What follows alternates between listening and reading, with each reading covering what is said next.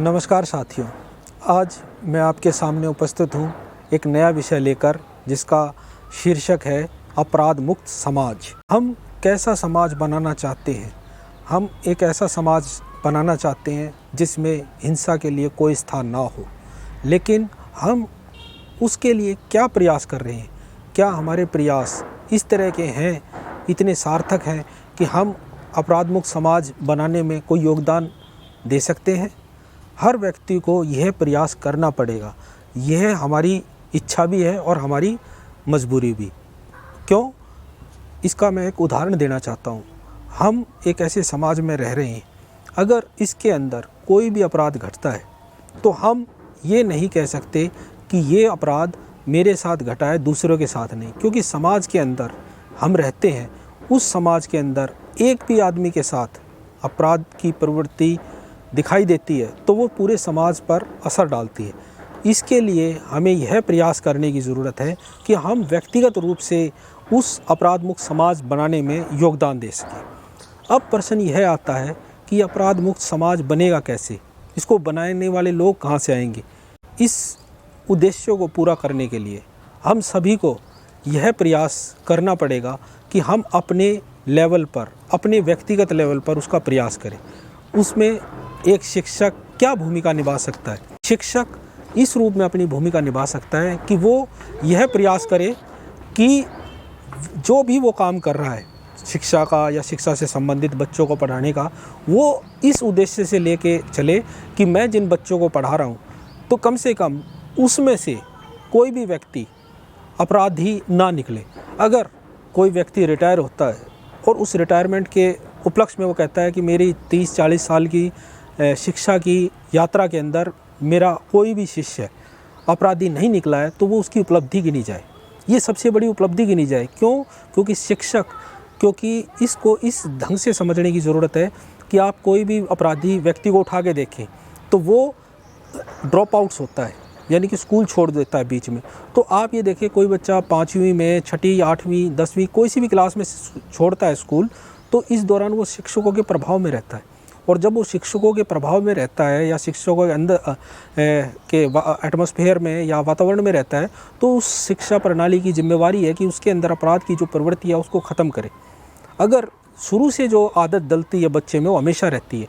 हम एक क्लास में पढ़ा रहे हैं और मैं अपना बैग रख के उसमें जिस कीमती सामान हो और मैं निकल जाऊँ और मेरे को ये डर है कि बच्चे उसमें से कोई चुरा ना ले, तो मैं कैसी शिक्षा दे रहा हूँ? तो इन चीज़ों को हमें समझना पड़ेगा कि हम बच्चे के अंदर कौन सी प्रवृत्ति डाल रहे हैं या दे रहे हैं।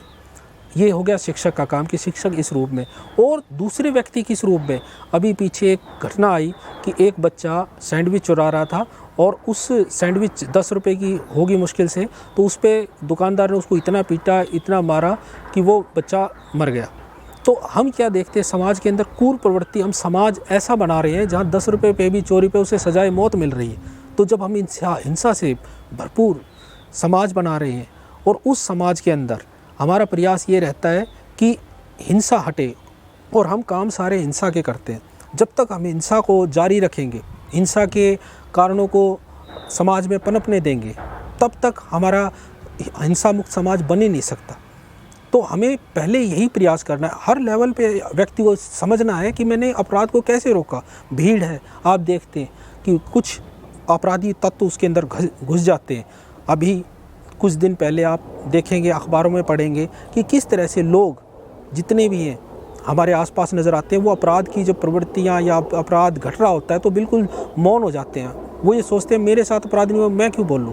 लेकिन एक दिन आएगा कि आप उस अपराध पे नहीं बोल रहे, तो आपके साथ जब अपराध होगा तो वो बोलने वाला कोई नहीं हो। तो इसलिए हमें अपनी जिम्मेवारी समझनी पड़ेगी। हमें एक एक रूप में चीज़ देखनी है। मैं बार बार इसी चीज़ की कई हफ्तों तक यही कल्पना करता रहा भी हम अपराध मुक्त समाज कैसे बनाएं।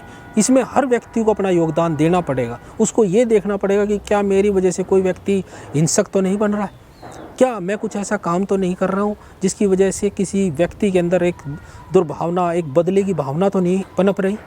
हालांकि हमारी जितनी भी भारतीय हिंदी फिल्में हैं उनके अंदर आप इसी बदले को ही ग्लैमराइज किया गया है। ऐसा लगता है कि बदला लेना ही सबसे बड़ा काम है। अगर हम समाज में बदले की भावना को हटा देते हैं तो तभी हम अपराध मुक्त समाज बना सकते हैं। और इसके लिए निरंतर प्रयास करने की ज़रूरत है। सिविल सोसाइटी को इसके अंदर जोर देना पड़ेगा, देखना पड़ेगा। आप भारत के अंदर ये देखते हैं कि बच्चा गरीबी की वजह से शिक्षा छोड़ देता है, लेकिन विदेश में कोई ऐसा मुश्किल से प्रसंग आता है कि गरीबी की वजह से शिक्षा छोड़ दिया। तो सबसे पहले शिक्षा के ऊपर प्रबंध करने की ज़रूरत है कि बच्चे को कितनी भी उसकी गरीबी हो उसको शिक्षा मिले। और शिक्षा साक्षरता नहीं है कि खाली बच्चा लिखना पढ़ना सीख जाए तो हो गया। अच्छे विचारों, अच्छे संस्कारों से उसका निर्माण किया जाएगा। अगर बच्चे के अंदर अच्छे संस्कार पैदा किए जाएंगे, उसको अनुशासन में रहना सिखाया जाएगा और वो अंदर से आएगा, बाहर से थोपा हुआ ना हो, तब वो बच्चा जब वो आगे बढ़ेगा और वो अच्छा एक नागरिक बनेगा। तो हमें उसके लिए अच्छा स्कूल बनाना पड़ेगा। एक बहुत बड़े विद्वान ने कहा था कि एक अच्छा स्कूल खुलता है तो बहुत सारी 100 जेलें बंद हो जाती हैं। तो हमें अच्छे स्कूल बनाने पड़ेंगे। कोई बच्चा स्कूल से बाहर ना रहे। अगर कोई बच्चा स्कूल से बाहर है तो हमें पता चलेगा कि वो किसी न किसी अपराध में संलिप्त है। अपराध में संलिप्त होने का अर्थ इस रूप में है कि खाली दिमाग शैतान का घर। बच्चा जब खाली होगा तो किसी न किसी चीज़ के अंदर लगाएगा अपने समय को। और आज के समय में जहाँ भौतिकवाद अपनी चरम सीमा पर है, हर बच्चे को मोबाइल चाहिए, अच्छे कपड़े चाहिए, गाड़ी चाहिए, बाइक चाहिए, इतनी चाहिए और उसको पूरा कौन करेगा। तो जब वो चीज़ें पूरी नहीं होती तो क्या होता है, तब वो अपराध की तरफ जाता है। तो हमें ये देखना कि अंदर व्यक्ति के अंदर ऐसी संयम की भावना आए, उसको पता लगे कि भाई कोई भी चीज़ आदमी काम कर रहा है वो उसकी योग्यता से मिले। जब हम समाज में देखते हैं कि अयोग्य व्यक्ति ज़्यादा धन पा रहा है और योग्य व्यक्ति धक्के खा रहा है, तो हम क्या समझें उस चीज़ से। तो वो बच्चा यही सोचेगा कि भाई टिट फॉर टैट का नियम चलेगा और दूसरा कैसे भी किसी भी तरीके से हम पैसा बनाए वो चीज़ चलेगी। तो वो ये चीज़ नहीं देखेगा। जब समाज में इस तरह की प्रवृत्तियाँ पैदा होने लग जाएंगी तो हम कैसे अच्छा समाज या हिंसा मुक्त समाज बनाएंगे। हिंसा मुक्त समाज बनाने के अंदर हम ये नहीं कह सकते कि इसके अंदर कौन योगदान दे। आप ये नहीं कह सकते ये काम तो शिक्षकों का है, धर्म गुरुओं का है या नेताओं का है। ये सिविल सोसाइटी की अपनी मजबूरी है। आप ये नहीं सोच सकते कि भाई आपके साथ कुछ अपराध घटे और आप ये बात कह के कि भाई नेता क्या कर रहे हैं, पुलिस प्रशासन क्या कह रही है और आप बैठ जाएं।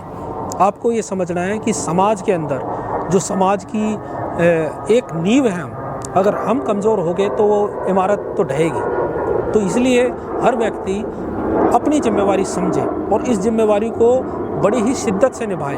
और हर व्यक्ति जब इस जिम्मेवारी को निभाएगा तो शर्तिया बात है, हमारा एक अच्छा सिविल सोसाइटी बनेगी जो हिंसा मुक्त होगी, अपराध मुक्त होगी।